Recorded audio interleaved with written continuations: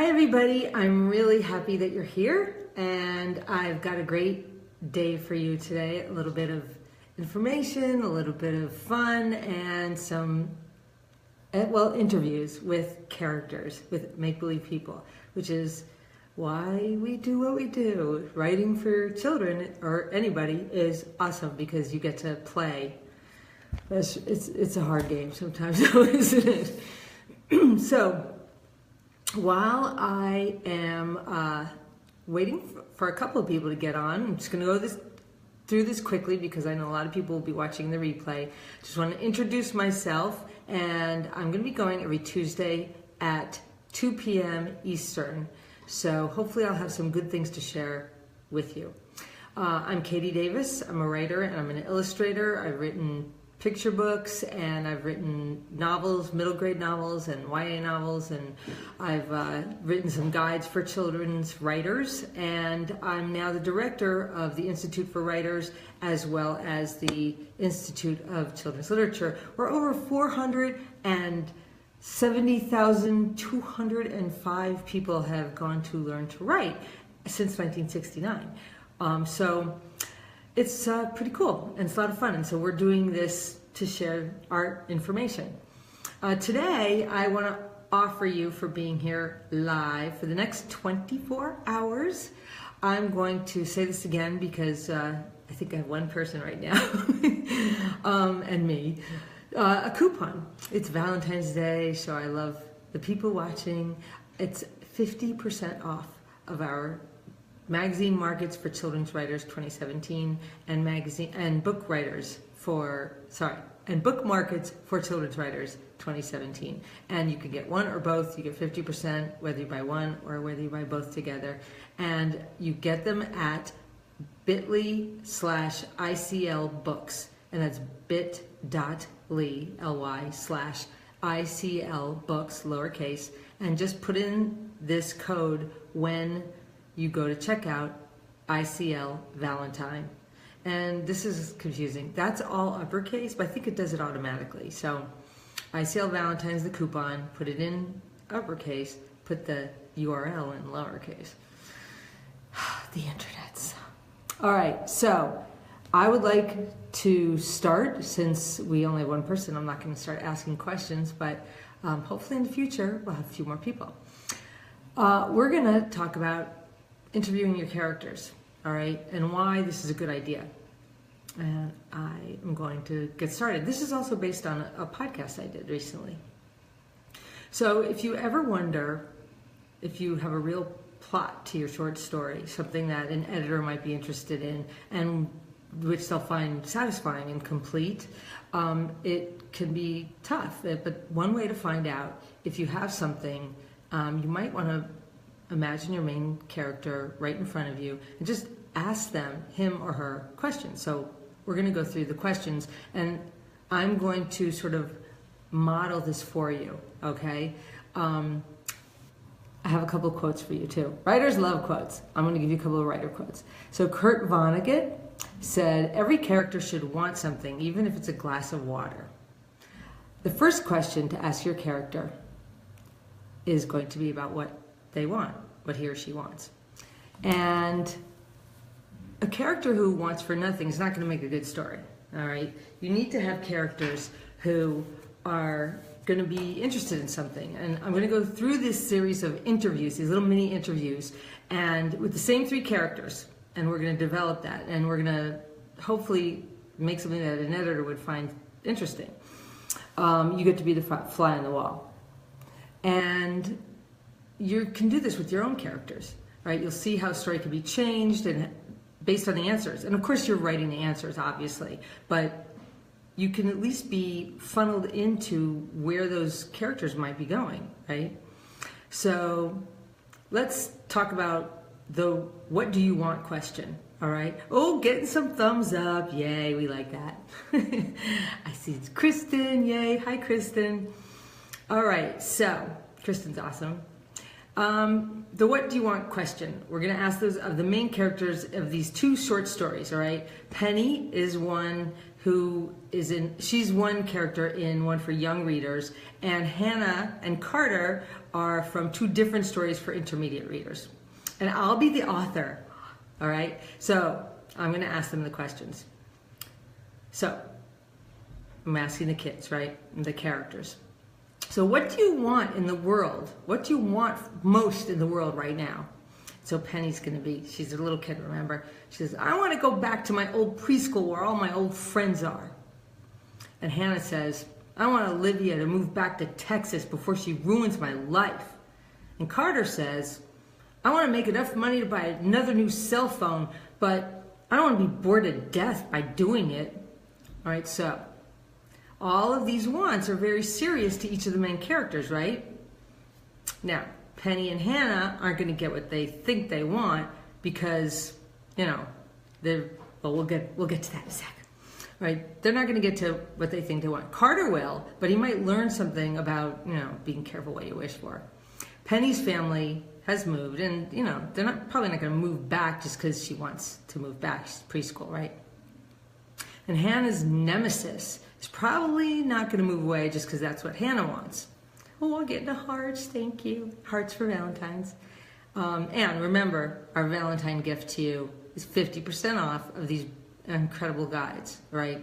Go to ICL Books. It's bit.ly/ICL Books, and use ICL Valentine as your code. All right, back to the lesson of the day. All right, so where am I on my notes? All right, so Hannah's nemesis isn't going to be moving back anytime soon, right? And so we sense the problems that are inherent in their desire right from the get-go, right? And, you know, we're grown-ups, we can tell. And that leads us to a second question. So first, we're going to do a little quote, another quote from Saul Stein. Our instinct as human beings is to provide answers to ease tension. But as writers, our job is the opposite, to create tension and not dispel it immediately, right? Because without tension, what do you got? You got a really boring story. So the second question probes to see if the story is going to be too easy or if the main character is going to encounter problems, which is going to lead to building tension in the story. It's, you know, too flat to have an easy, an easy story is too flat, right? I mean, you want it, it's much more interesting to have your characters go through a tough time. So an easy story is really solved very simply by having a main character do the thing that she wants, right? Or he wants. Straightforward and very simple. The main character wants a piece of cake, she goes to cut one. Right? You know, the main character wants an ice cream, she walks to the store and buys one. You can do that. The main character wants to save somebody important to him. His injured father, or his sister, or his grandfather, or a dog, or an animal, or whatever. And so the character runs through the darkening woods to the ranger station, and in stories like that, you might have action and you might have dialogue or humor, but you don't have a real story because nothing consequential happens, right, on the way to getting this thing done, to way to getting what the character wants. So let's go back to interviewing Hannah and Penny and Carter, okay? So I'm the author again. So, how's it going, guys? So Penny says, horrible. Mom says, this is our new home and I'm going to love it. Meh. And Hannah says, horrible. Olivia loves being here and she's already stolen my best friend. And Carter says, lousy. My uncle offered me a job and he's cool, but I have to work with my know-it-all cousin and she makes me feel so stupid. All right, so one of the ways to describe the opening to most really good stories is that you take a perfectly nice main character and you drop them right in the middle of a terrible trouble, right? The bigger the trouble, the more exciting the story. I will never forget, I'm dating myself, but I will never forget being in the middle of the first Indiana Jones movie, sitting there in the theater, and it opens up and that big boulder just comes rolling down, right? Remember that? I was sitting there gripping the edges of my chair and just thinking, oh my gosh, I am going to love this movie. This is awesome. And that's exactly what that was. dropping that main character, boom, right into that problem. So, for example, you know, the bigger the trouble, the more exciting the story. So, facing your third grade class for an oral report after everyone sees you rip the bottom out of your pants, that's pretty big, right? Facing a spelling test after you've studied all week and you totally know the words, boring. Running through the dark to save your little brother while wolves chase you, huge. And then if you ratchet up the tension, you have your character trip on some roots. And then to ratchet up even more, your ankle gets caught in the roots. And you can't get out. And the wolves are coming closer and closer. So just running back to your house and yelling for help, help, and dad comes, boring, right? That's no tension there. So choose huge, and your reader is going to be hanging off the edge of their seat. And they're going to be waiting to see what your main character does about the story problem. So Ayn Rand said, plot conflict is not conflict merely in a character's mind or soul while he sits at home. A plot conflict has to be expressed in action. The more struggle a story involves, the better the plot. Sorry about that. For a plot to work, the main character has to do something. So something purposeful and vital. Just because the main character is doing stuff, that doesn't mean that, you know, you have a plot. Instead, the stuff that the main character does has to be purposeful, right? Intended to fulfill the character's plot need. And has to be vital, creating the eventual story resolution. So if the character wants a piece of cake, and you have her go brush her hair and clean up her room and call her best friend and then cut and eat the cake, you have lots of action, but none of it is purposeful except for that very last thing. So the rest is just filler. And even less fulfilling, even less, this is terrible, is if the character wants a piece of cake, but you have her go brush her hair and tidy her room and call her best friend, and then her mom walks in and has a big slice of cake for her, right? And then you even have robbed the character of the last little tiny bit of purposeful activity that he or she has. So none of those actions are vital. So that leads us to the next big interview question. So here I am playing the author again, shockingly. So kids, what are you going to do about this problem? So little Penny says, well, I might not be able to move back, but I'm not going to have anything else new happen either. Old is best. And then a little bit older Hannah says, well, I'm not going to let Olivia steal my best friend, and I'm totally not giving in to her nicey nice ways. She's evil, I'm sure of it. And then Carter says, well, I may have to work with my cousin, but I'm not letting her boss me around. I'm the one who's climbing into that virtual reality suit. It's my adventure. So, these characters are active in resisting the story problem. They may not be able to completely gain the want they began the story with, right? But they aren't giving in easily. They're doing things. They aren't just collapsing in a heap and whining until somebody else solves the problem for them. The main character always has to solve the problem for themselves. The mom or the grown-up can't do that for them. They're just accepting the world, pushing them around from one event to another. So they're active and they're acting on their wants. But what about the ending? So did they get an ending that grew out of their actions and the choices that they made? So let's find out. Let's ask them. So kids, how did that work out for you?